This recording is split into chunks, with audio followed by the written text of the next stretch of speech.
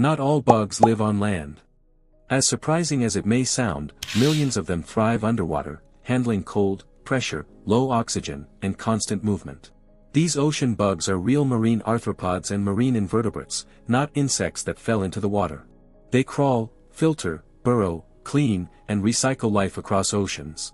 This breakdown moves step by step, from shallow shorelines to deeper zones, showing how bugs that live in the ocean survive, feed, and protect themselves. You're watching Critterology, and this is every level of sea bugs explained in 15 minutes. Level 1, Intertidal Sand Fleas.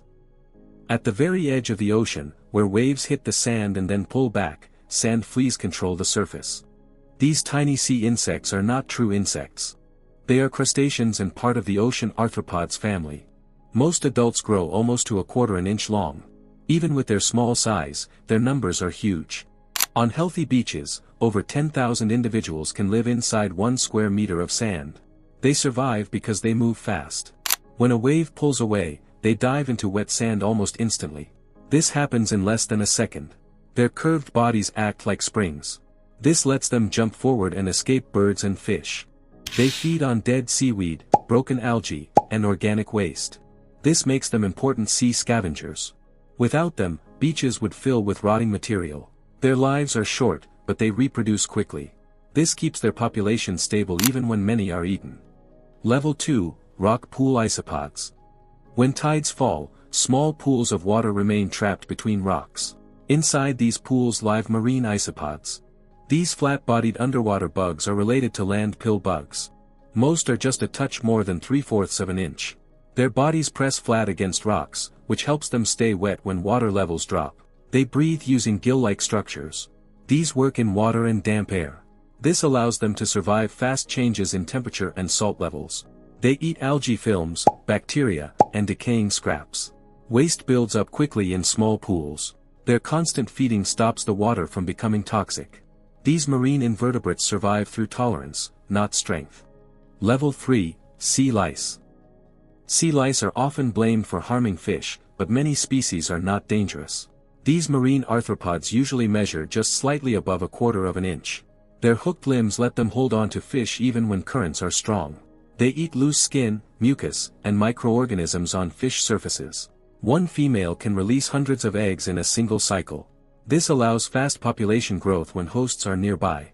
Some species reflect light and appear to glow faintly underwater. In natural oceans, they help control harmful bacteria. Their bad image mostly comes from crowded fish farms, not wild systems.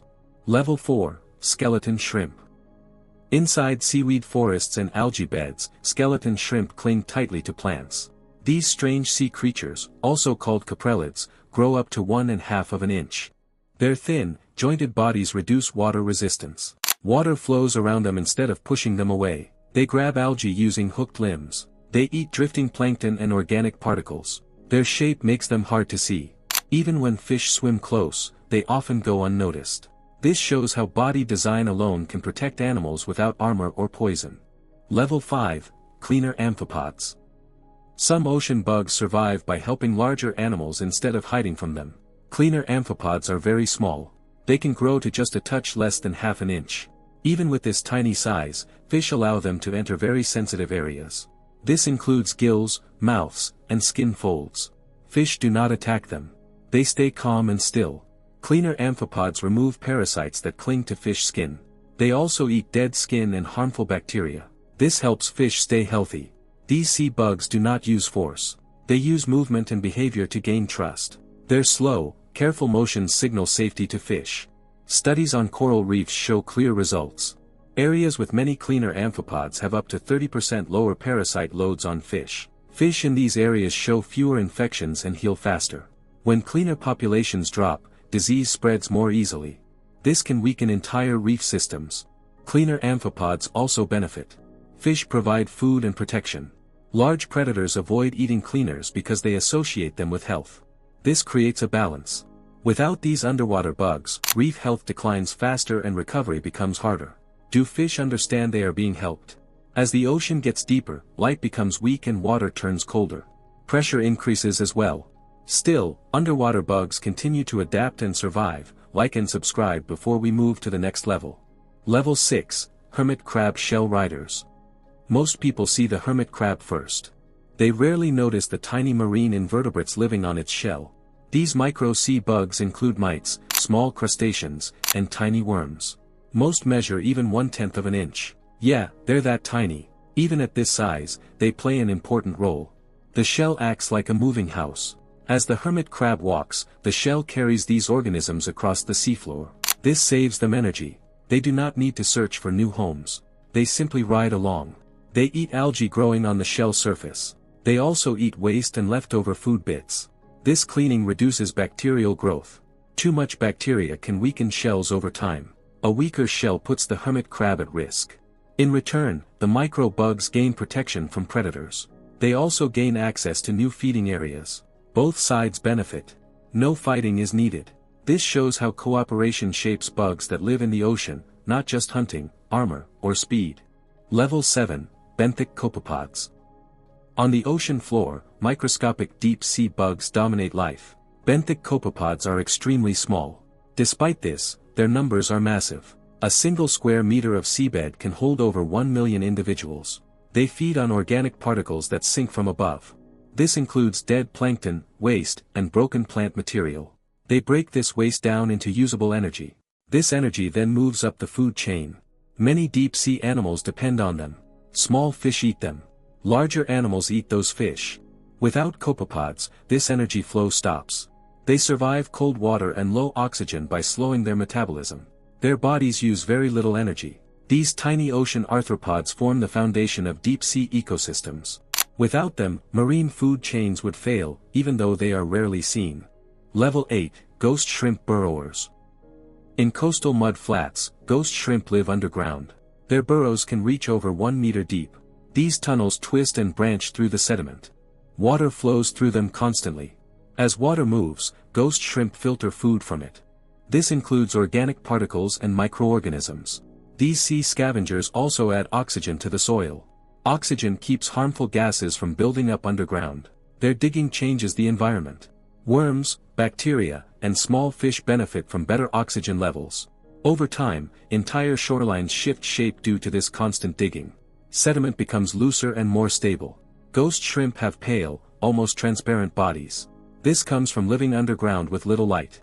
This level shows how marine invertebrates can reshape entire environments without ever being seen on the surface. Level 9, hydrothermal vent amphipods. Near hydrothermal vents, conditions are extreme. Water temperature can change fast. It can shift from 35.6 degrees Fahrenheit to 572 degrees Fahrenheit within a short distance. Sunlight does not reach these depths. Here, special deep-sea bugs survive without light. Vent amphipods feed on bacteria that use chemical energy instead of sunlight. This process replaces photosynthesis. Their bodies sense dangerous heat levels. This helps them avoid boiling water. Their exoskeletons resist heavy metals released by vents. These metals poison most animals. These ocean arthropods show that life does not always depend on sunlight. They survive using chemistry, patience, and careful movement. This proves that life can exist far outside normal limits. If any of these sea creatures felt totally new, drop a comment and tell us which level surprised you the most. Critterology explores creatures that live in places most people don't even realize exist, and that's what makes them so fascinating. Level 10, giant isopods. At the edge of deep darkness, giant isopods dominate the seabed. These armored deep-sea animals grow up to 17 inches and weigh close to 3.5 pounds. They are among the largest marine arthropods alive. Food falls rarely in the deep ocean. When it arrives, they eat huge meals. After that, they can survive for years without feeding. Their thick shells protect them under pressure over 400 times stronger than at the surface. They move slowly to save energy. This turns patience into survival. Level 11, deep reef spiny lobster. Below shallow coral reefs, spiny lobsters live on dark rocky slopes. These areas receive weak light. These animals are large underwater bugs. Some reach 17 inches in length. Their shells are thick and covered with hard spikes. They do not have claws. Instead, they use long antennae. These antennae sense movement and smell in water. This helps them find food in low light. They eat slow animals, shellfish, and dead remains. This makes them important sea scavengers.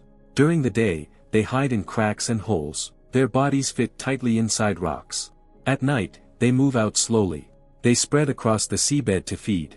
When danger appears, many gather together. Their spines face outward. This behavior helps them stay alive. These ocean arthropods rely on armor and group behavior, not speed. Level 12, Submerged Cave Amphipods. Some ocean caves stay flooded all year. No sunlight enters these spaces. Inside live pale amphipods. These animals are classified as deep-sea bugs. Most can grow to the maximum length of 3/4 of an inch. They have no eyes or very small eyes. Eyes waste energy where light never exists. Their antennae are long and sensitive. They detect vibration and chemical signals. This helps them move and find food. Food enters caves only when water carries debris inside. These amphipods eat tiny organic pieces. They waste nothing. Movement stays slow to save energy. These marine invertebrates survive by using less energy than other animals. Level 13, Mid-Depth Mysid Shrimp. Mysid shrimp live above the deep seafloor. These ocean bugs can max growth just under a touch 1¼ of an inch. Their bodies are thin and mostly transparent. Transparency helps them stay hidden. Light is weak at this depth. Their bodies reflect little light. They eat plankton, sinking particles, and tiny animals. They swim in short bursts. Then they stop. This saves energy. Some move slightly upward at night. This follows food that drifts through water layers. These strange sea creatures stay alive by moving less and blending in. If this helped you finally get ocean bugs, hitting like tells Critterology to keep making more chill, curious deep-sea documentaries just like this one. Level 14, Cold Seep Squat Lobsters. Cold seeps exist on the ocean floor. Chemicals leak from the ground here. Squat lobsters gather in large numbers at these spots. These are real marine arthropods. Some grow to even 10 inches. That's truly incredible. They do not chase prey. Instead, they wave their arms in water. These arms catch bacteria and food particles. The bacteria grow using chemicals from the seep. The water here can harm many animals. These lobsters can survive it. Their bodies tolerate toxic chemicals. Whole rock surfaces can become covered by them. These deep-sea animals survive without sunlight. These deep-sea bugs depend on chemistry instead of plants. Level 15, Deepwater Sea Spiders.